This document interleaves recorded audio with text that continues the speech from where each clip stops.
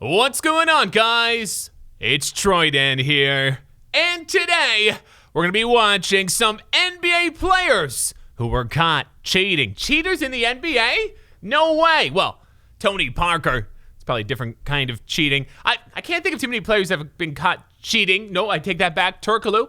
I remember Turkoglu got busted for some sort of steroid, and there's probably been some others as well. Regardless, let's see what we got here. Link in the description below. Make sure to sub 30 times. Show me the cheaters. Go. To find a way to take their Turn these up a little bit so I can hear. These players were actually caught cheating and were never looked at the same. Steph Curry was caught cheating? As a historically bad free throw shooter, Andrew Bogut has literally... Oh, wow. Really? Tell me more. Let me go back and turn this up. I want to really hear what Andrew Bogut did. Bad free throw shooter, Andrew Bogut has literally taken all the help he can get when it comes to help on his shot. One instance occurred in a Rockets home game against the Bucks during the third quarter, when after taking a foul from a double team, Bogut was up on the line. Despite making the call, both the ref and the players on the court had forgotten it was Bogut that was fouled. Brandon Jennings took advantage of the confusion as he took the line, even going as far as sinking his first attempt. The coaches had caught Jennings after a frantic plea to the refs, and the point was withheld. Jennings laughed in embarrassment along with Bogut, who then went on to miss both free throws. With the Bucks down 68-77, it was a noble effort, although wasted. Bogut had been going on a tear during the game, completing the game with 24 points and a ridiculous 22 Sorry, rebounds. cough. Let me skip ahead. I missed it. Andrew Bogut, being a cheater, does that surprise anyone? Scumbag of the NBA, I'd call it. Originally missed Unreal. 2 free throws from the This third is quarter. unreal. Despite the issues, the Bucks stole the game in the fourth quarter, finishing with a score of 97-91. Maybe Yannis Sherman turned White it up. became better known for his illegal activities surrounding college ball than he ever did as a player. Sherman White White. had been a model all-star throughout his day, playing college ball at Long Island University, averaging over 27 points a game. Who's Sherman It was said White? White was almost certainly going to be drafted as the #1 pick for the 1951 NBA draft. Despite being on a basketball 51. scholarship at LIU, White struggled financially to help his family, who lived in the neighborhood borough of Brooklyn. Midway through his junior year at the school, White began to notice that several of his teammates had been appearing off in their games from time to time. White began connecting the dots together in a matchup against North Carolina State, where he noticed one of his teammates, Ed Gard, who had began to obviously throw bad passes to him. During his senior season, not only had White become fully aware of the point-shaving scandal many of his teammates had been a part of, he began to join them. White talked about starting out saying, "After that NC State game, Eddie Gard befriends me. We sat down and started talking. He brought in Bigos and Furtado. He gave me the same old story. Are those the We Migos? control the game. We're good enough to beat these guys anyway, and we can make some money. They ain't giving you the money here at LIU. The same old story. We can control the game and nobody will get hurt except the gamblers. Now I'm one of the guys." Wow. Peer pressure. The entire operation had been orchestrated through Eddie Gard, who had been working with Salvatore Sollazzo. Salvatore had been a 45-year-old jeweler and gambler during the 30s. He looks like and not spent 5 years a in good prison. person. Since his days in the pen, Salvatore became notorious for his point-saving scandals he schemed throughout New York City schools. It wouldn't be long until people began to notice, and as soon as they did, a police investigation ensued that would eventually lead White to be faced with serious criminal charges. Crime doesn't pay, kids. Don't rig your high school games. I actually used to do that. I used to rig it for bets between my dad and the other dads. Sadly, a day before his imprisonment, I'm not kidding, White had been recognized as a Sporting News Player of the Year. Following his charges, White was sentenced to 12 months at Rikers Island, which had been notorious for hardened criminals, gangsters, and murderers. Do they have White talked RuneScape about there? serving time at Rikers, saying, "To this day, I believe there was some kind of collaboration between my lawyer and the prosecution. Rikers Island was supposed to have been built for rehabilitation, but it was the worst place in the world for a kid to try and straighten out his life. I often wonder why I never came out of there a criminal. With all the characters and perverts I met, it certainly would have been the easy way to go." Following his release, the NBA had banned him only after White had found out the Knicks had been prepared to place a territorial pick on him. Despite his NBA career ending before it even started, he's since been recognized as one of the greatest basketball players you never got to see play as a pro. Damn, man, I knew nothing about that. Nothing. That was very interesting. Like, for real, I didn't know anything about that. point shaving scheme? I've never even used that word before. I'm going to use it all the time. Point shaving.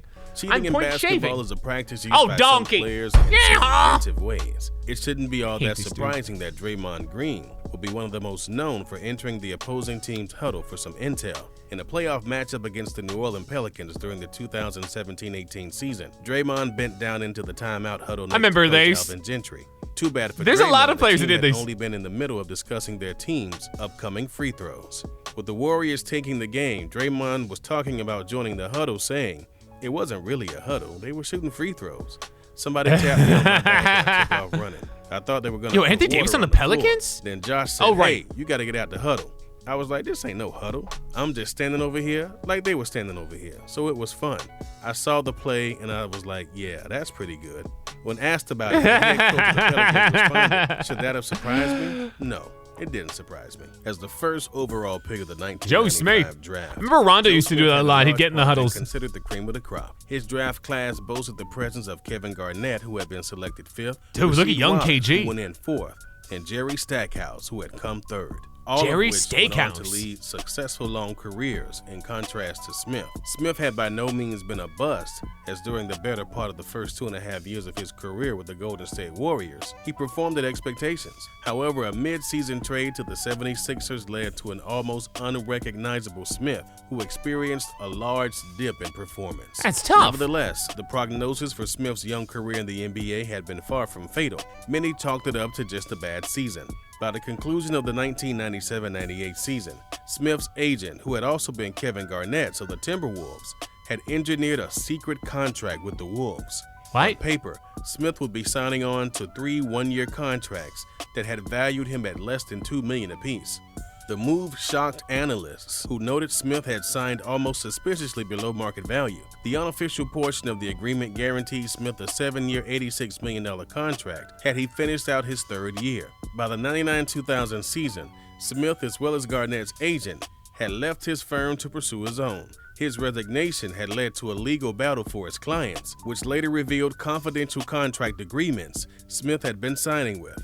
As soon as the NBA caught wind of this secret deal, David Stern was quick to hand down punishment to the organization. I'm confused. For what just secret happened? dealings. The Timberwolves were forced to void all of Smith's current and subsequent contracts, as well as a $3.5 million fine.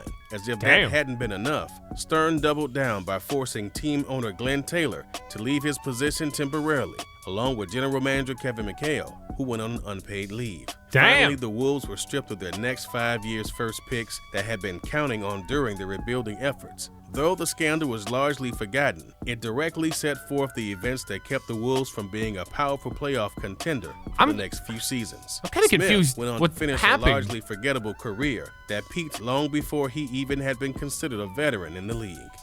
While many are quick to label the league's most widely known Ginobili, floppers like LeBron James, many tend to forget about the man who reinvented the craft of flopping and turned it into an art form. Was he? Look no further than Manu Ginobili, who after only shortly arriving in the U.S. to play professional ball, became known for his acting. In fact, there is hardly a tape during the early part of his career that doesn't show Ginobili flopping at any level of contact. Flopping like Ginobili. He became so recognizable for his flopping in his career. He changed the game, that the right? term "You've been Ginobili'd" was coined as a diss on his You've been play style, Ginobili'd? which was neither I've never entertaining heard for that. fans or respected by players. Later on in his career, Ginobili was asked about his tendency to flop in games, to which he responded, "Yeah, I don't like talking about myself, but I don't think I flopped that much. I had that year in 2005 where my reputation started to go up because George Karl started to say it, and he had said it to a million newspapers." I'm trying to think, is Ginobili the greatest flopper?